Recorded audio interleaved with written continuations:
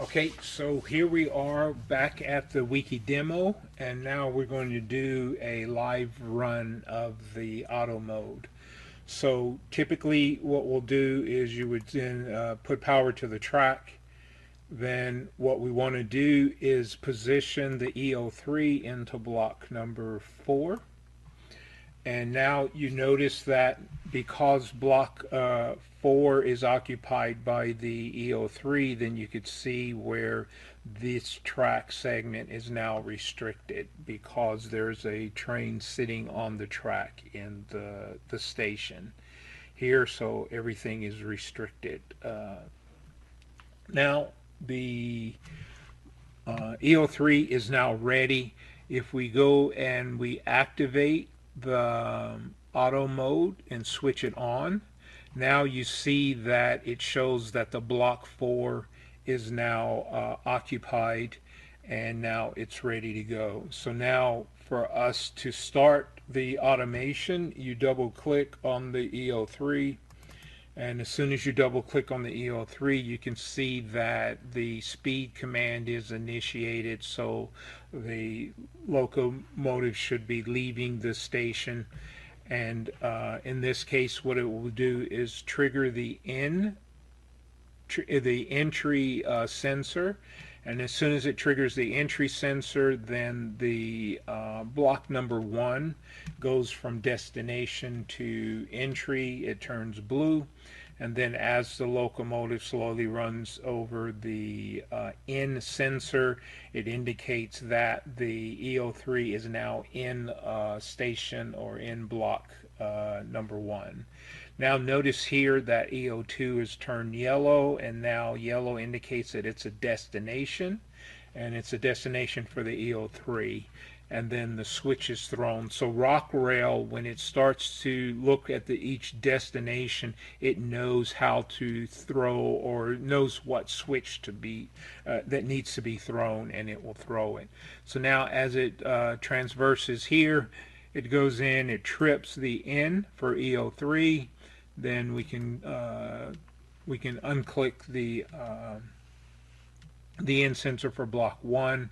Then as it goes through the station, it will then trip the N sensor, and now with the N sensor, the EO3 is now in the block, and then now block number 1 is cleared. So now if you notice here, there's a wait. Now this particular station or block is now has a wait period. Now you could set the wait period for a specific time, or you can have it random, and in this case it's set up for random. So now if you notice that time is expired, and now you see that the speed is at 144, and now the destination is block 4 again. So now let's go in, and as the train transverses here, it goes through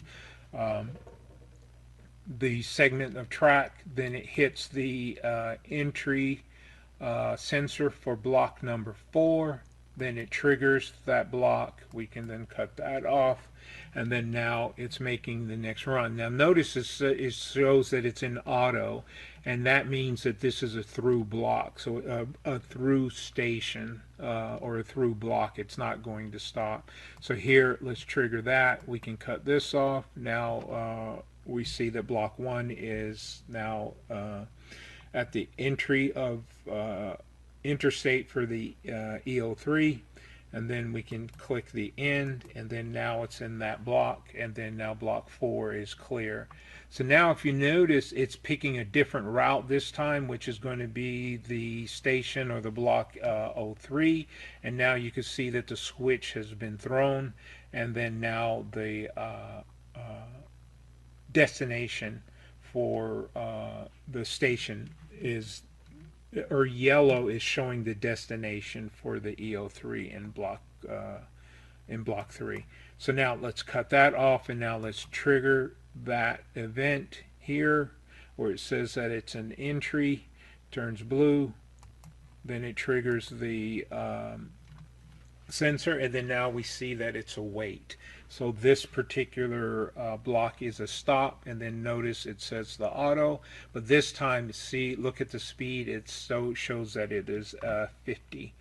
So now let's go, it enters into here, then it triggers a block 4, and now the end, or in, and then now it's in block 3, and now the new destination is block 1 again. So now let's go in and click here, and now this is the end, and now it's going back to station 3 here, and then it has the wait again. And then now that weight can vary depending on how you have it set up. So it's random. So now it's going into 4 again. So let's cut this, trip it here.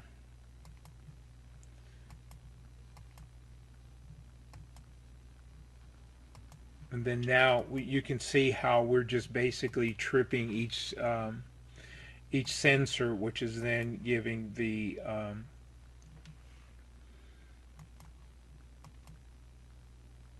indication for Rocrail to make the next movement or command. So now let's go in and click this here.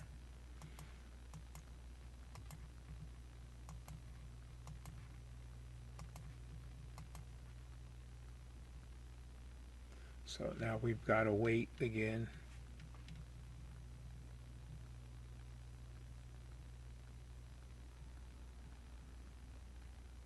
Okay, a lot of people must be getting on. So now let's go here.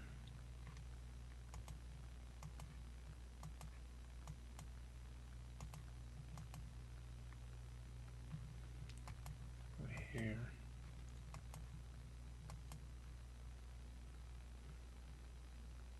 And now in this case it shows auto, so it's not stopping on this loop here.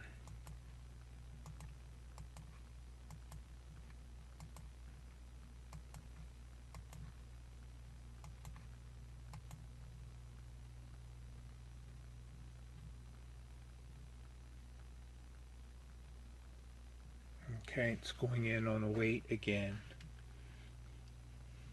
And then this will be the last loop, because we can continue on, but there's no need for it. So here, let's go here, and then what we'll do is we'll stop right here. Okay, so now this is pretty much shows you how the auto mode works, how you can drag and drop. And now let's clear everything out. So if we go here, do a right click and reset the assignments, we can now clear everything on the plan itself.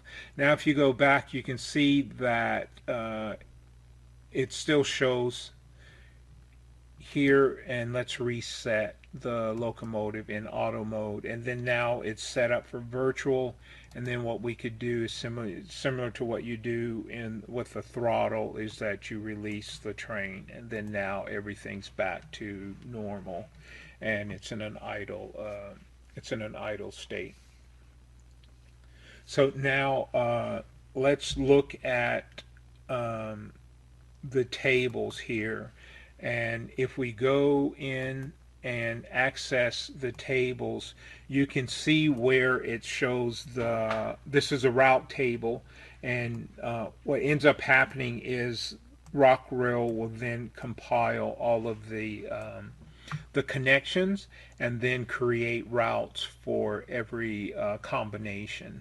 And now you'll use those routes to set up and configure your plan.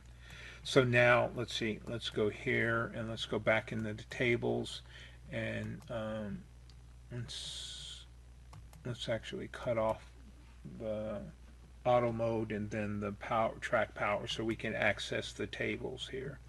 So now let's look at the the switches, and these are things that that are the tables that are in JMRI. So now if you notice, you see that it goes yellow here. That's a switch. So if we access that, then it highlights the switches here, and it's similar to JMRI with the tables.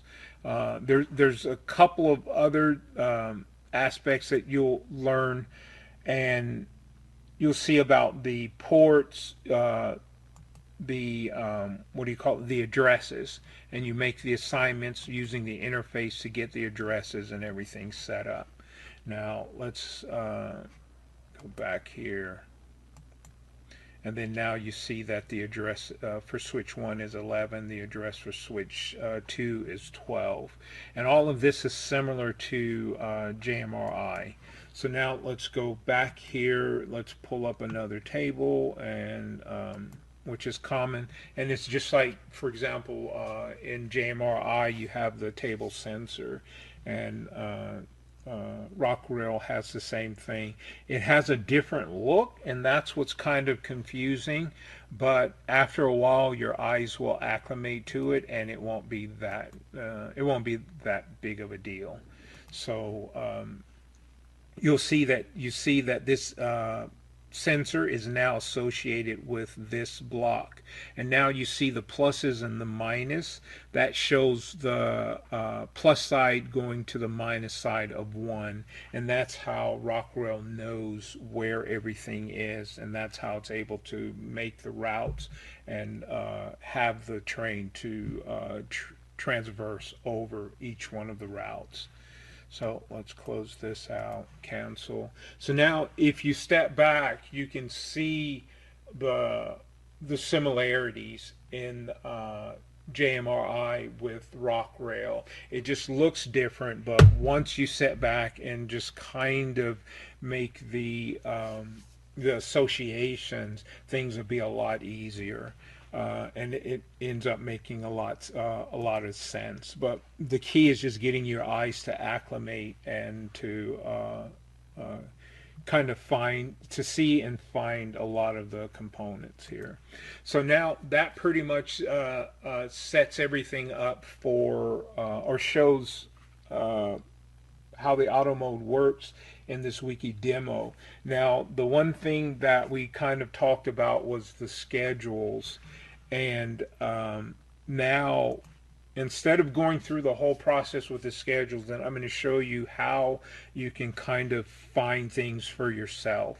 So let's jump back to the website, and then from there we'll access one of the sample files. We'll load them up, and then I'll show you how to kind of read into things. So let's get to it.